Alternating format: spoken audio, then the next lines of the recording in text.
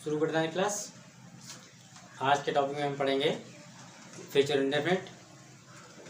ये तीसरा इंडेफिनिट है, लास्ट है। इसके बाद हम शुरू करते हैं कंटिन्यूअस। तो फ्यूचर इंडेफिनिट में क्या होता है, सबसे पहले समझ लेते हैं। फ्यूचर जो टेंस होता है वो भविष्य यानी कि आने वाले समय के बारे में बात करता है, समय के बारे में सूचना देता है, इन्फॉर्मेशन देता है। और हिंदी में अगर बात करते हैं तो इसमें क्या होता है, वाक्यों में 3 शब्दों का ज़्यादा यूज होता है, उनकी आवाज़ आती है, जैसे कि गा हो गया, गी हो गया और गे। ये 3 शब्दों का सर्वाधिक यूज होता है और अंत में वाक्य के ये आपको यूज़ में मिलेंगे। जैसे कि वह गाना गाएगा, तुम स्कूल जाओगे, वह कल वापस आएगा, मैं आपको पढ़ाऊँगा। इस तरीके से सेंटेंस आते हैं, तो ये आप करते हैं। फिर हम बात करते हैं इसमें जो मेन वर्ब हैं, सेंटेंस हैं। तो मेन वर्ब इसमें फर्स्ट फॉर्म का यूज़ होता है। सहायक क्रिया शैल और विल का यूज़ होता है। विल जो है वो हम आई और बी ये दोनों फर्स्ट पर्सन होते हैं, तो फर्स्ट पर्सन को छोड़कर बाकी सभी के साथ हम विल का यूज़ करते हैं और फर्स्ट पर्सन के साथ शैल का यूज़ करते हैं। तो ये फ्यूचर इंडेफिनिट का रूल प्लस पहचान। अब बात करते हैं कि इसके कैसे थ्योरी में हम कैसे लिखेंगे। तो थ्योरी में सीधा सिंपल है कि ऐसे वाक्यों के अंत में गा, गी, गे आदि शब्द आते हैं, ऐसे सेंटेंस को हम फ्यूचर इंडेफिनिट टेंस कहते हैं। सहायक क्रिया विल और शैल होती हैं। इसके साथ ही अब हम बात करते हैं इसके मतलब सेंटेंस। यानी सबसे पहला हम पॉइंट डालते हैं अफर्मेटिव सेंटेंस। तो अफर्मेटिव में क्या होता है, विल और शैल का यूज़ करते हैं। किस सब्जेक्ट के अनुसार विल लगाना है और कहाँ पर शैल लगाना है तो उसे देख लेते हैं। तो हेल्पिंग वर्ब आपकी विल और शैल है, ये 2 हैं। अंत में शब्द क्या आते हैं, ये देखो 3 दिए हुए हैं, गा, गी, गे। कल, आने वाले कल की बात है। वह कल स्कूल जाएगा, तो कल की वजह लग जाएगी टुमारो, तो यहाँ पर टुमारो लग जाएगा। अब बात करते हैं अफर्मेटिव सेंटेंस। यहाँ पर हम रूल्स पढ़ेंगे। अफर्मेटिव रूल सेंटेंस में क्या है, इसको हिंदी में सकारात्मक वाक्य कहते हैं। यहाँ पर क्या करेंगे हम, आई बी हमारे फर्स्ट पर्सन है, रूल के अनुसार फर्स्ट पर्सन है आई बी, तो इनके साथ हम लगाएंगे विल शैल लगाएंगे। सहायक क्रिया शैल यूज होगी, मुख्य क्रिया की फर्स्ट फॉर्म आएगी और एट लास्ट हम लिख देंगे ऑब्जेक्ट यानी कि कल। इस तरीके से अफर्मेटिव का फर्स्ट रूल हो जाता है। अब देख लेते हैं सेकेंड रूल में ही है, सी है, इट है, यू है, दे है व अन्य मतलब कोई और नाम हो सकते हैं या फिर कोई ग्रुप हो सकता है, सिंगल वर्ड हो सकता है, जैसे कि स्टूडेंट हो गया, प्लेयर्स हो गया, टीचर्स हो गया, तो ये ग्रुप वाइज हो जाते हैं। तो इस प्रकार हम इसके साथ सहायक क्रिया विल लगाएंगे और मेन वर्ब की यानी कि मुख्य की फर्स्ट फॉर्म लगेगी प्लस ऑब्जेक्ट यानी कर्म लिख देंगे हम। तो ये अफर्मेटिव का रूल हो गया। इसके आगे बढ़ते हैं हम नेगेटिव में। नेगेटिव सेंटेंस में क्या होता है, नेगेटिव में वही है, आई बी फर्स्ट पर्सन होते हैं दोनों हमारे, तो इसके साथ में हम शैल यूज करेंगे प्लस नॉट लग जाएगा। बाकी सेम है, मेन वर्ब की फर्स्ट फॉर्म आप यूज़ करेंगे और फिर लगा देंगे ऑब्जेक्ट। ऐसे ही इसका सेकंड नियम क्या है, सेकंड नियम में ही है, सी है, इट है, नाम है, यू है, दे है व अन्य भी हैं। तो इसमें क्या करेंगे हम, सहायक क्रिया विल, सहायक क्रिया विल और प्लस नॉट यूज कर देते हैं। मेन वर्ब की फर्स्ट फॉर्म आ जाएगी और हम लिख देंगे लास्ट में ऑब्जेक्ट। तो इस तरीके से फ्यूचर इंडेफिनिट और में नेगेटिव और अफर्मेटिव दोनों के रूल हमने कंप्लीट किए। अब इसके बाद हम इसके एग्जाम्पल देखेंगे कि एग्जाम्पल किस तरीके से हम कंप्लीट करते हैं।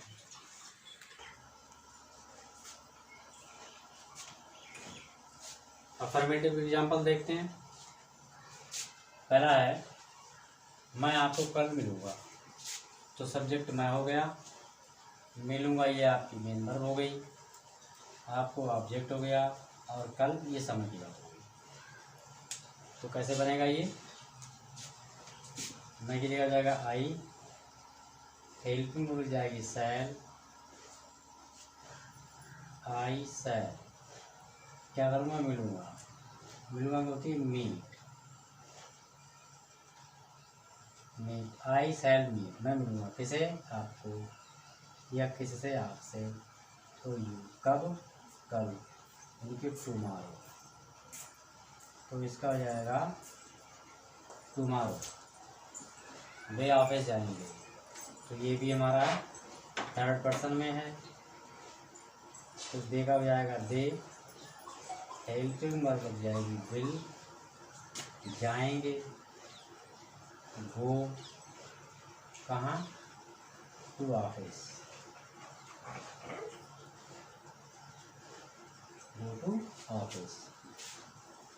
तुम उसे कल पढ़ाओगे, तो तुम सब्जेक्ट है, यू हो जाएगा, हेल्पिंग वर्ब विल लग जाएगी, यू विल टीच, किसे? उसे, तो यहाँ जाएगा हिम,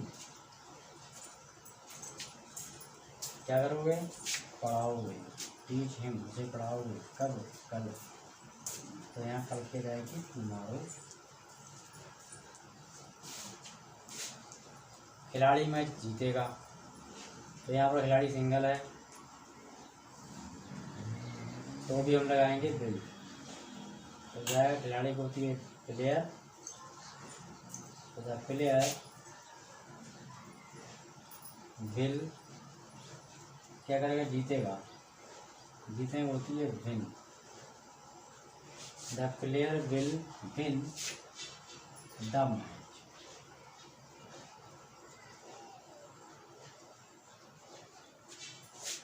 वह टिकट खरीदेगा, तो थर्ड पर्सन है, तो यू, सॉरी सी, ही, क्रिया लगेगी बिल, फिर क्या करेगा? खरीदेगा, खरीदने होती है बाई, बी यू वाई,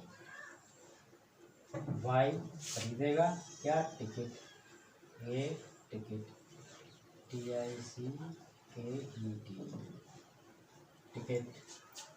शिकारी शिकार करेगा, तो शिकारी को होती है हंटर, सब्जेक्ट है इसलिए यहाँ लिख देंगे the Hunter, the Hunter bill, क्या करेगा? शिकार, शिकार करने को होती है हंट। बस ये हो गया अफर्मेटिव सेंटेंस के एग्जाम्पल। ऐसे यूज होंगे। कल की अंग्रेजी आएगी हिंदी तो हम टुमारो लिख देंगे, फर्स्ट पर्सन आई बी को छोड़कर शेष सबके साथ में हम विल का यूज़ करेंगे, और फर्स्ट पर्सन आई बी है तो हम लगाएंगे शैल। अब देखते हैं नेगेटिव कैसे बनते हैं इसके। नेगेटिव में क्या है? नॉट का यूज होगा, शिकारी शिकार नहीं करेगा, मैं आपको कल नहीं मिलूँगा, नहीं मिलूँगा, आई शैल नॉट मीट यू, तो यहाँ पर हमें नॉट यूज कर देना है। वे ऑफिस नहीं जाएंगे, तो यहाँ हो जाएगा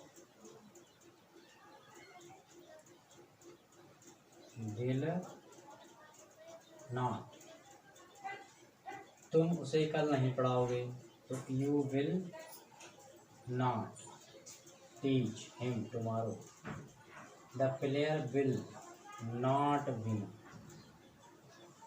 नॉट नहीं, विन जीतेगा, मैच मतलब भी मैच, ही विल नॉट, तो यहाँ लिखा है वह टिकट नहीं खरीदेगा, तो he will not by A ticket.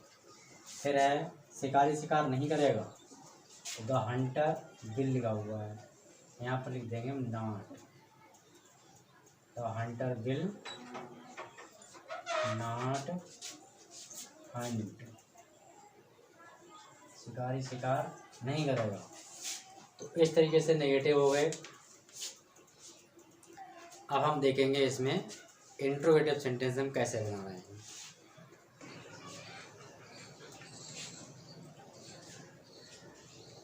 Interrogative में क्या करेंगे हम, इसकी हिंदी समझ लो, इसको हिंदी में कहते हैं प्रश्नसूचक वाक्य।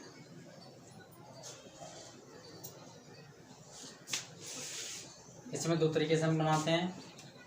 पहला, अगर हमारा वाक्य क्या शुरू होता है तो क्या शुरू दिया है, क्या करेंगे हम, सबसे पहले शैल या विल, शैल या विल इन दोनों को सब्जेक्ट के अनुसार सबसे पहले लिखेंगे। जब वाक्य हमारा क्या से शुरू होता है उसके बाद में इसकी हेल्प में वो लग जाएगी। फिर हम सब्जेक्ट लगाएंगे, मेन वर्ब लगाएंगे, ऑब्जेक्ट लगा देंगे। यदि नेगेटिव में है तो सब्जेक्ट के बाद में हम नॉट लिख देंगे। तो कैसे बनेगा कि आप ये ऑफिस नहीं जाएंगे, तो यहाँ क्या जाएगा, विल, क्योंकि यहाँ भी ये थर्ड पर्सन है, तो will they not go to office, ये बन गया आपका। नेक्स्ट, क्या हम आपके साथ पढ़ाएंगे, तो क्या से स्टार्ट हो रहा है, तो यहाँ पर भी क्या शुरू में दिया हुआ है, तो यहाँ पर फर्स्ट पर्सन है हम, इसलिए यहाँ पर क्या लग जाएगा, शैल, शैल लग जाएगा। Next, we teach with you. Next, क्या आप मुझे पत्र लिखोगे, तो इसमें भी क्या शुरू में दिया है, तो सबसे पहले हमने क्या लगा दिया, बिल, क्योंकि जो बिल है वो फर्स्ट पर्सन के साथ नहीं लगता है, केवल थर्ड पर्सन और सेकंड पर्सन के साथ हम यूज़ करते हैं। तो जाएगा will you write me a letter, ऐसे ही। नेक्स्ट, क्या मैं उसे नहीं पढ़ाऊँगा, तो ये हमारा फर्स्ट पर्सन है मैं, तो यहाँ पर शैल लग जाएगा, शैल आई नॉट टीच हिम। इस तरीके से ये नेगेटिव बन गए, मतलब इंट्रोगेटिव कौन से हैं, जो हमारे सेंटेंस क्या से स्टार्ट होते हैं। और यदि ऐसे सेंटेंस जिनके बीच में क्वेश्चन वर्ड होते हैं उन्हें कैसे बनाएंगे, तो उन्हें भी देख लेते हैं। अभी से समझते हैं क्वेश्चन वर्ड वाले। कोई भी क्वेश्चन वर्ड वाक्य के बीच में आ रहा है, जैसे क्यों हो गया, कब हो गया, कैसे हो गया और कब। यहाँ पर तो 2 यूज़ किए हैं, 3, बाकी बहुत हैं। तो इसमें क्या करेंगे हम, यहाँ क्या है, हेल्पिंग वर्ब विल या शैल सब्जेक्ट, लेकिन जब क्वेश्चन वर्ड लगाएंगे तो सबसे पहले क्वेश्चन वर्ड की अंग्रेजी लिख दी जाएगी। क्वेश्चन वर्ड, कीवर्ड का मतलब क्वेश्चन वर्ड पहले लगाओगे, उसकी अंग्रेजी लिखोगे, फिर आप विल या शैल यूज़ करोगे, उसके बाद आप फर्स्ट फॉर्म लगाओगे मेन वर्ब की, फिर ऑब्जेक्ट लिख दोगे और लास्ट में क्वेश्चन मार्क आ जाएगा। तो ऐसे ही दे ऑफिस क्यों नहीं जाएंगे, तो ये सेंटेंस बनता है। तो इसका बनेगा why will they not go to office. तो यहाँ पर क्वेश्चन वर्ड वाई आ गया। आप हमारे साथ कब नहीं पढ़ाओगे, तो when will you not teach with us. आप हमारे साथ कब नहीं पढ़ाओगे, तो when will you not teach with us.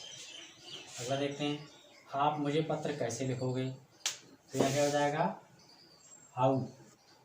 How will you write me a letter. यहाँ ये हो सकता है how will you write a letter for me. तो इस तरीके से ये बन जाएगा।